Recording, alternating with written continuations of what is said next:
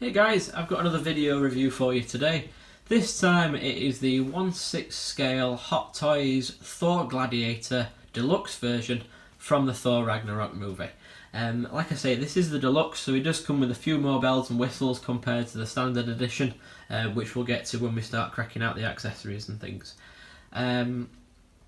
Before I kind of go any further with the review, just want to say big thanks to Andy and Joe at Keyboard Warriors just for sourcing me this to begin with. It actually started off where Andy pre-ordered this for himself, and he decided that around about February time the pre-order for the Infinity War Thor came about, and he was more wanting that one because it's more of a superhero Thor, where this one it's very niche towards the film, and I get that. I get why a lot of people maybe like this and don't like it, because it's it's situational for the Thor Ragnarok movie, and he probably won't fit in too much with your other Thor figures. So if you've just got this one, maybe you might want to display him on his own, but he might look a bit out of place if you start putting the Avengers and things around him, which I totally get. So Andy decided that he didn't want this pre-order anymore, and he asked if I wanted to take it on. And having around that time just bought the Blu-ray and watched Ragnarok a couple more times, really liked the movie, and I was like, you know what, I've pre-ordered the Hulk, go on then, I'll have it off you. I don't know why I just ordered the Hulk and not this to begin with, but more fool me, because this Thor is amazing. So Andy'd ordered it, and I said to him, take on the order, get it, do the review, and then I'll take it off you afterwards. So in about over a week's time, KG Hobby, which again I can't praise enough, sent it out to Andy. Andy had then reviewed it and then sent it to me. So in a 6-7 day turnaround, it's got released from day one in Hong Kong from KG. KG's posted it across to Andy. Andy's reviewed it on his channel, and now I've got it. So again, the turnaround from KG is fantastic. So again, what I'll do is I'll pop the link in the description to get onto the KG site. You're probably not going to get a Ragnarok Thor, but for the pre-orders, it's just a kind of heads up. KG's legitimately good. Like, you will get them really quick off the mark if you pop your pre-order in early enough, and if you drop him a message on the Facebook page as well, and just ask if you can get a day one if possible. They usually sort you out. So really good, and the communication's fantastic too. So big thanks to those guys as well. So yes, this is the box, and straight off you can see it's of that kind of, I want to say, retro, futuristic, new wave thing that's going around a lot at the minute, but I quite like it. So the tech noir kind of thing, if you want to be put a spin on the terms there. So you've got like kind of this foil font logo thing with the kind of helmet wings merged into it. So the graphic designer in me is loving that. You've got all this kind of cosmic background, so you've got all the kind of Nova kind of space print behind it, and then you've got, that's before we even get to the Thor in the middle, but then you've got the Sicarian font down the sides, so all the runes, and then I don't know if you can see it, but just around about where the font is, you've got some crazy neon paint splatter as well. So they've just basically just got all the colours available to them and just started throwing them at this thing. But it works really well because that's the vein that the film's in. And then obviously right slap bang in the middle is this really nice watercolour picture of Thor. Some people quite like to be able to see the figure that you get inside the box, and they use the kind of photograph to make the artwork on the packaging, and then other people like them to use this. So I'm indifferent to it as long as it looks good. I quite like having a nice box that I can potentially display behind my figure in my cabinet if I've got room for it. So this is definitely one to think about displaying if you are going to display your package around about where your figure is. Moving around your box as well, you've got the Thor Ragnarok logo on top. You've got the Thor Gladiator 1/6 scale collectible figure on the side. It's the same font, just not foil. And then on the bottom, it just tells you the MMS number. And then if you move around the other side, same again. Thor Gladiator and the MMS number. And this obviously you've got your Thor arm that wraps around the side of the box as well. And both sides also, which I really like, is again that Sakaar war paint, that big red stripe that runs through it too. So that's quite cool. Back of the box, you've got the same Thor kind of typeface that they've used, or logo, with the kind of the helmet wings underneath it, which I really like. It's very much like that old style kind of 80s effect on it. I really like that.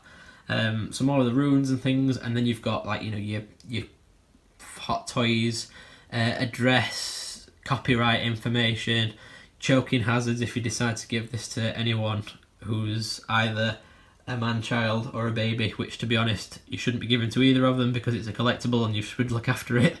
And you've got your Hot Toys official Marvel foil sticker if you've got it from Hong Kong. Not all the sideshow ones and things like that will have it on them. It's just the ones that come out of Hong Kong that usually have this, especially with the Secret Base logo on it as well.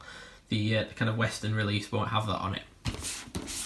So if we move it around here now, when we get the box open, it's just a standard shoebox. So if you've seen the Star Wars figures, they open up exactly the same. Just the top of the box plops off. Inside it, you've not got anything. It's just where the packaging folds around. It's just black inside there. And then you've got this. So again, very much like the Star Wars figures that we've had recently, where you've got a cardboard insert that wraps around at the top and bottom of the packaging, just to kind of hold and cover the clam tray, and it just got the cast and crew responsible for it. So, you know, the usual faces like Howard Chan and JC Hong on there on it. I like this, and I would have appreciated some more shots of maybe Thor there, or, you know, even just like, I don't know, a backdrop of the arena that they're fighting or something on there, some more artwork. I quite like the frame that they've used because it's like kind of metalwork painted with Sakar neon greens and paint splatters and things on it, so that's really cool. But the middle bit does look really blank. This looks really bare and empty, so if they'd have moved the font over here with the credits on and put a picture of Thor or something, I think it just would have been a little bit nicer. But it is just a cardboard insert to cover up the clam tray, so it's not detrimental really, but just a wasted opportunity. You pop the card sleeve down, and then behind it you've got your figure. What first of all I will say is if you've got the Deluxe, you'll notice that there's just a layer of stuff on top of another layer of stuff on top of another layer of stuff down this side, because there's just so many accessories that come with him. Even on the standard edition you get spoilt, but the Deluxe you get a lot of stuff that you're going to be having to leave some in the box really, because you're going to have nowhere to put it. But yeah, that's basically it. What I'll do now is I'll get all the accessories and things out, and we'll have a talk about them first, and then we'll get the Thor figure out afterwards, and we'll kind of kit him out with all of his bits and pieces, so we can actually talk about the figure and the head sculpt then. So I'll be back in a moment with the accessories. Hey there guys, I'm back with the accessories in front of me now, and as you can see, there is a heck of a lot of stuff that comes with this figure. This is the Deluxe version, so you do get a few more accessories than what the standard version comes with, but even so, you still get spoiled for choice in terms of all your bits and pieces you can put on your Thor. We've got the boring, kind of obvious bit out of the way first of all, and that is your instructions. Read them over, make sure you kind of clue up on your figure before you start playing with him, just so that you know the limitations and the constraints of certain bits. This has got the kind of realistic skin texture arms, so you just want to know how you can and can't bend them so you don't force anything beyond its limits. So just give your instructions a look over before you do anything else. The other thing that it comes with, which is a pretty standard deal, is some spare wrist pegs. These are both flesh tone, because naturally he's got his bare arms out, so you get a couple of pairs of those as well. And then you also get some replacement studs for his cape. I'm not really sure kind of why, but apparently his cape is removable, so one might be stuck into this, so you can swap it out so he's got an empty plug rather than a caped plug. But anyway, you get a couple of pairs of those, and you also, I've not got them out, but you get a couple of spare little rivets and studs so that you can kind of put on his belt and things should anything fall off with those. So it's nice that Hot Toys have included them. Now onto the exciting bit really. You've got all these hands and all these weapons. Now, I've not seen a figure with this many weapons in quite a long time. I know I've got like kind of the Punisher and the Terminator and things, you know, guys that expect to be armed to the teeth. And this Thor just takes the cake as far as I'm concerned. He's got so many options. We'll get the Deluxe bits and pieces out of the way first, just so you kind of know what you get in the Deluxe one. And that is these two swords. Now the two swords are, I think these are what the Asgardian guards have. I forgot the name of them, to be honest. It's something in Norse. But yeah, they're the kind of swords he uses at the end of the film when he's fighting on the bridge. They're not die-cast, but the detail on them is lovely. You know, you've got some really, really cool kind of Celtic-y Viking knotwork, and the pommel on there is really cool as well. So there's different, and it's quite nice to see some more kind of Asgardian style stuff rather than just like Mjolnir, what we normally get in the other Thors. So you can maybe give him the sword and things like that if you wanted to one of your other Thor figures. And then we've got all the crazy Gladiator weaponry from that one scene in the film where he fights the Hulk, with the exception obviously of this. So this is the other deluxe accessory you get, which is the blaster from the scene where he breaks out of Sakaar and starts kind of leading his revolution. Him and Loki have both got one of these each. It looks really cool with these kind of translucent red pieces. Unfortunately though, which I'm surprised at, they've missed the trick on, they've not put a kind of LED light in it, because it would have been cool to see all this light up pink, and really, really kind of emphasise that neon look that Ragnarok has. But yeah, I mean, it's big as well. I'm not sure how well it'll fit in the hands, just because the realistic rubber arms don't tend to like being posed too much, so I'd be careful with it. But certainly worth, you know, trying out and posing up to see what you think of it, because it looks really awesome. Pop that to one side. And then this is the stuff that you get in the standard edition. So, I mean, again, this is, you're pretty spoiled just in terms of the stuff that you get there. You get his mace, so everyone says it looks like a screwdriver, but I really like it because it just looks like a big beat stick. The paint detailing on there, the chipping and the scratching is really, really nice. I like that a lot. Even just like the weathering in between where it's kind of oxidised a bit. Looks really cool. And the grip is got that kind of textured, like kind of bobbly feel to it too. And this is where you pop the hand in. So you just pop the end of the pommel off, slide your hand on, pop the pommel back on. Really nice and easy. I like it, and it's quite weighty actually. It's not metal at all, but it's quite hefty, so it feels like, you know, you've got a kind of good swing on it. But I don't think it's going to drag the figures down like some of the previous Mjolnirs when they've been just a big solid block of die cast are a bit problematic. This is the shield. It is plastic as well. Again, it would have been weighed a ton if it had been die cast. But the paint on it, the Sakaarian kind of graffiti on it is really, really sweet as well. And also this like weathering, scratching and things like that just makes it look a little bit more realistic too. There's quite a lot of that on there. Flipping it on the inside, you've got this bar which Andy covered in his video. It's a bit disappointing really because it's not metal, and I think just because you can kind of got a little bit of spring, it's got a bit of give in it, and I'm not convinced it's going to hold up to a lot of pressure because it's only got contact points there and there. All of this is loose, so just be careful with it. The really cool thing is though is this cuff. So you don't have to take any of his armour off, you just pop his hand off, hook it into the grip there, and then put his arm through and peg it in. And this rotates and swivels so you can have his either shield up or his shield down. It's really nice, I like that a lot. It's just a shame about this bar feeling a little bit too flimsy. It might not hold up to the kind of test of time if you're swapping it out a lot. So that's that. Then we've got his Gladiator's helmet. And it is really cool. It's got the articulated fins on the side, so you can replicate that bit in the film where he flips his helmet wings up. Again, that's got little bits of scuffing and chipping on it, so it's not lovely and clean, but I really like that because it makes it look realistic. The way that it attaches is it's got a magnet on the inside that fits on the top of Thor's head, and then on the back of it, it just clips off. So you take Thor's hairpiece off like you did in the original Thor figure when you got the winged helmet that you got with that. You'd pop this on, and then you would then take the back of the helmet and then just line it up correctly and clip it on. And that's how we'd wear it. I will swap it out at the end of the video so you can see with and without the helmet on, but I do really like that.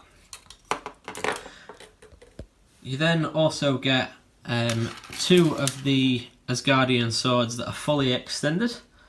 not Asgardian, sorry, Sicarian. The Asgardian ones are the cool kind of not work ones, either the Sicarian Gladiator ones. Interestingly enough as well, both the handles are completely different but sprayed the same, and it is true to that in the film as well, so a fun fact for you there. The nerd in me who's obsessed with this film found something else. But yeah, so one's kind of bobbly with a grip on it, and the other one's got a smoother grip that's more like snake scales. Both the blades are painted up and styled in the same colours, but again they're sculpted slightly different. I do really like the transitional red and gold there, and then this blue. Again, it just makes that film just look really weird, futuristic and alien. It's very much like kind of Jeff Goldblum's character in that movie kind of captures the feeling of it, where it's just absolutely bonkers. There's colours in it that haven't been invented yet. Very much like the Walt Simonson kind of Thor comics, and the like the Jack Kirby colours that they've used as well. You do get a scabbard here, which has got a magnet inside it, so it pegs onto Thor's back. The detail in that's really nice as well. It's patterned like the Sakaar blades, and it's got some nice like kind of leatherwork buttons and things on it. And then you get a pair of these short Asgardian, I keep saying Asgardian, get a pair of these short Sicarian blades. Again, one's got a different handle on it. They're basically the bits where he pulls them out and then he flicks them, and the fully extended version comes out from them. And these just slot into the appropriate sheaths on the back, so you can have them on the back of your Thor figure if you want to. And then finally, last but not least really, we've got all these hands too. So it comes with a grand total of 4 pairs of hands, 2 fists that are already on him, a pair of open palmed hands. You know, they're a little bit too splayed for me, if I'm honest. They do look a bit daft, and another time I would use him if I was off of steadying himself or something like that, because they do look a little bit too, open like that. They don't look natural. The left does have a little bit of red Sakaar war paint on it. If you remember in the film, down the left side of him he's got all that striping on his face, and down the front of his armour as well, so it kind of echoes that. He's got a pair of swords holding hands, or shield holding hands, or hammer holding hands, whichever you want to do with them, but they're designed so that the weapons fit in them, which is really quite cool. And again, the left has got that kind of graffiti detailing on it. And then finally you've got a pair of relaxed hands too, just with kind of the fingers curled up, so if you want to have him stood in like a neutral position without his fists balled up, you could. And again, the panel on the back is painted on the left slightly different. And then we've got the base. That's the last accessory, if you want to call it an accessory, is the base. And it's one of these typical kind of 7-sided bases that they've started bringing out for some of the later ones since Civil War. You got your Gladiator Thor plaque on there, Thor Ragnarok on there, with all these kind of neon, Sicarian graffiti and splatters and things all over it, which is really cool. What I will say is, what I've noticed in last night when I was actually looking at Andy's Road Worn Thor, is the Road Worn base is completely different to this. It's all kind of grey and miserable, and more like Surtur's domain from the beginning of the film.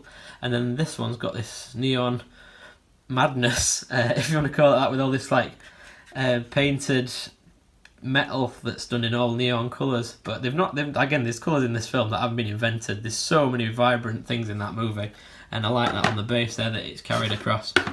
So that's basically all the bits and pieces and the accessories.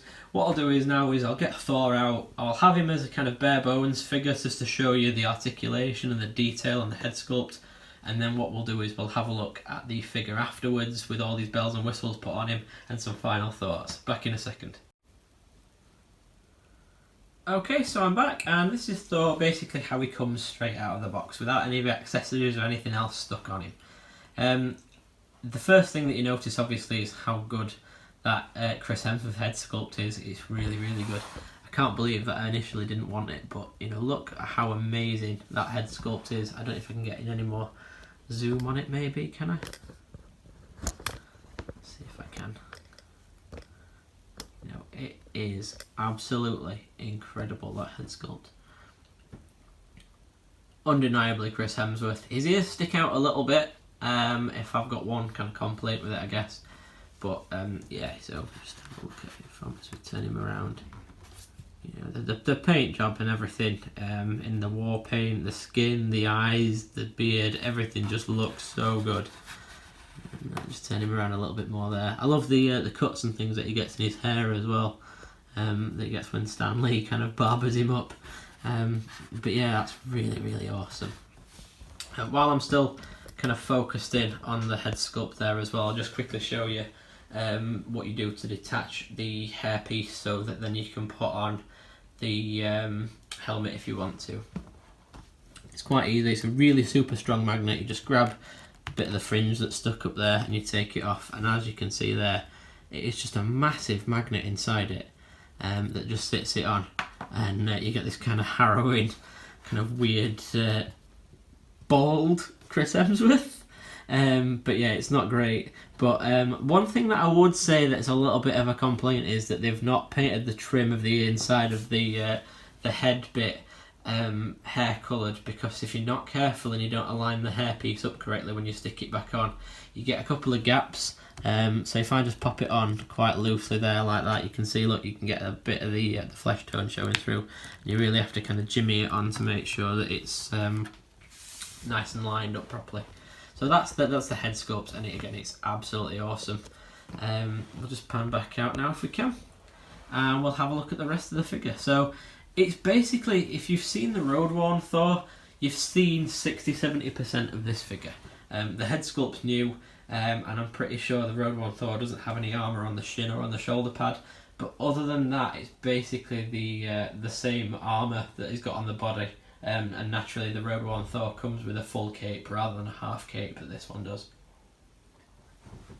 What I will say is they've been a little bit late off the mark with it because of that, and I think it's suffered in terms of people pre-ordering it and things, because the Infinity War one basically came out recently, just before this got released, and maybe people were cancelling pre-orders and things to get that over this one. So if they'd have been off the mark, they could have knocked this out really, you know, not long after the Road Worn Thor came out, because there wasn't really much else to do. But that being said, anyway, this is the rest of the figure.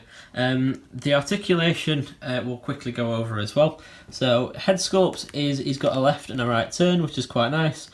I won't really kind of put too much emphasis on bending his head back and forwards, just because if you look at him from the side profile here, his beard and his chin rubs on his neck quite heavily, and the back of his hairline rubs on his neck, so you've not really got much in the way of posability on the actual head, and you've not really got much in the neck socket either, so just be careful with it. He does tend to be looking upwards anyway, so if you want him to stand next to Hulk, for example, his eyes are kind of staring upwards as it is. And again, just be careful when you're moving that neck sculpt that you just be mindful of the paint on the war paint on his neck as well. So that's just one thing to be careful of. The armour on his arms is actually really deceptive because it is just soft like rubber. So it means that the rubberized skin texture arms, you're not going to really kind of jeopardise them too much. But again, just be careful. Follow your instructions, know the limits of it in terms of like kind of what you can do. Especially with this side, you don't want any of these armour pieces catching on any of that skin and ripping it. This piece is really cool because that's just on an elasticated strap. So it means that you can move the arm, put your pad under, and then you can hang your cape off to the side, and you've got some really good manoeuvrability with that. I've got the Dark World Thor, which has got the bare biceps as well, and there's a lot of gappage that you see in the actual shoulders, whereas this one doesn't suffer from that, so you can get some good manoeuvrability out of it and you're not showing any gaps off, unless obviously you lift it really high up and you see underneath there. What you can do as well is it's got more of like a ratchet, so it can move outwards but then it can move up and in kind of thing. It's on like an arm, which is quite good. Just be careful obviously of rubbing the arm and ripping it on the inside of the armour joint there, because that is quite hard, that plastic. Elbows, I wouldn't really go any more than 45 degrees with it just because of this, and it looks quite bad anyway when you do. It's just because the way that Hot Toys are doing seamless arms. To be honest with you, I'd rather them not bother if they're going to be like this, because that just looks unnatural and weird. When a company like Thyssen can make a really good seamless body, that's a bit of a letdown, so it's a bit upsetting how that's turned out. Then we've got the hands. The wrist pegs just pop off nice and easy. In fact, they're not on tight off all these because these are just the fisted ones, which I'm not going to keep on the figure. But yeah, there were no hassle with taking them off and on. Onto the waist, there is no ab crunch because this is a full solid piece of armour, but it's got a really good waist swivel to him, so can pose him up quite nicely with that. And then onto his legs, just move the face out of the way. Legs can get slightly apart like that. Again, the armour panels mitigate it slightly, so they limit it, and he gets to about there with his leg. So not a lot of articulation, kind of bending forwards, but bending his knees back. He's got a double jointed knee, and he's got those cuff boots with the ball jointed foot, so you can move the cuff down onto it and things like that. So you've got your movement is there in terms of that, and it kind of exaggerates it slightly to more than what the actual kind of waist joint and things do. So the ankles do show off a lot of articulation. Overall, with the costume, it's absolutely spot on in terms of how it looks in the movie. The armour, this kind of weird cobalt oxidised blue on the armour, on the shin guard and things like that, just looks so good. And it's a perfect copy of the costume he wears in that movie, without a doubt. They've gone kind of all the way in terms of making this look true to what it's like in the film, even with that graffiti Sicarian kind of gibberish that's painted down him. Looks really good. One thing I would say just to be careful of is with the belt and where the cape attaches, it's just this tiny little loop here, and you can rip it if you're not careful, so just don't snag this on anything. You can actually take the cape off if you wanted to, and it's just unbutton it from this stud, and then this bit of the belt here is actually velcroed, so you'd undo the velcro, take the loop off, take that stud off, and put one of the spare studs on. Put your you have your cape off him if you wanted to, but I like him with that cape because it makes him you've still grounded him in it looking like Thor with a bit of red on him. But that's the overall figure, and first impressions are absolutely awesome. I'm now going to quickly switch him out, get all of his accessories and things on him, and armour up like he does in the kind of Gladiator fight sequence where he fights the Hulk, and we'll have some final thoughts back in a second. So I've got him finally kind of armed up, and I've got all of his weapons and bits and pieces stuck on him. So now you can kind of see the level of kind of things you can put on in terms of display options for this guy.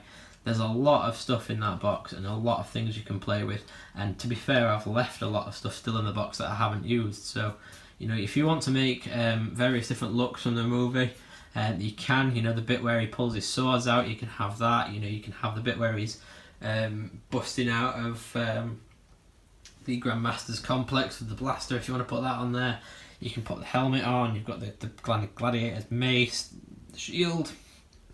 You can put his Asgardian weapons in his hands.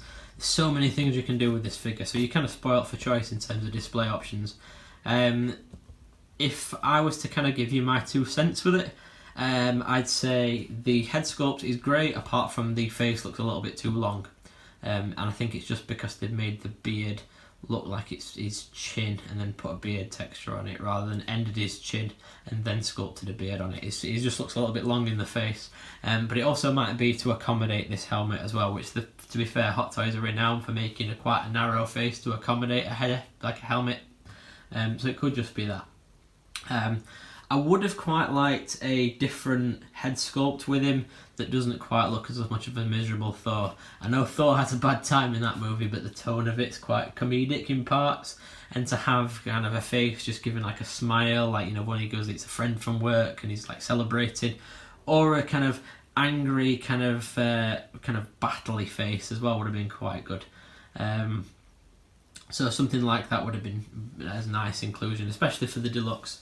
To be fair, for like the Asgardian swords, as nice as they are, you can kind of take it or leave it. And the blaster, I think they maybe missed the trick with, to put LEDs in it, which would have made it a really good, solid accessory to have in the deluxe.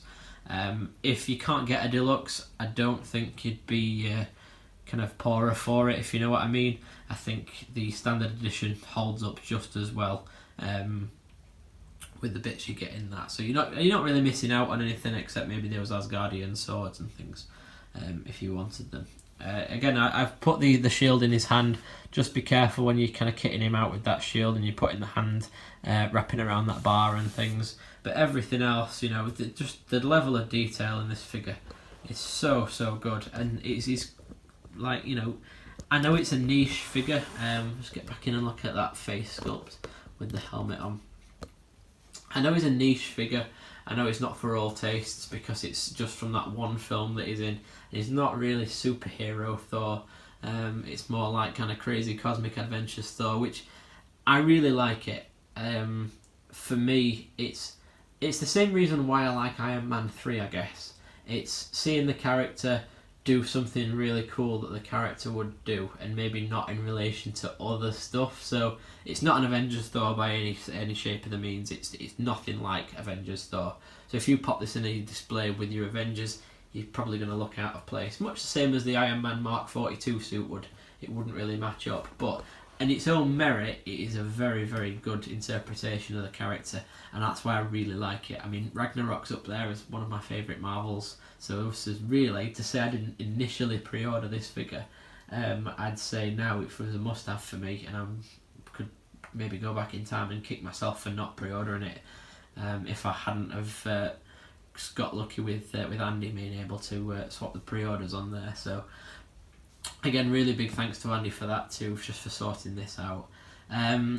So really, that's about it. I can't wait for the Hulk to come out, and chances are I'll do like a photo shoot and things like that with the figure, so we can kind of side by side him with the Hulk.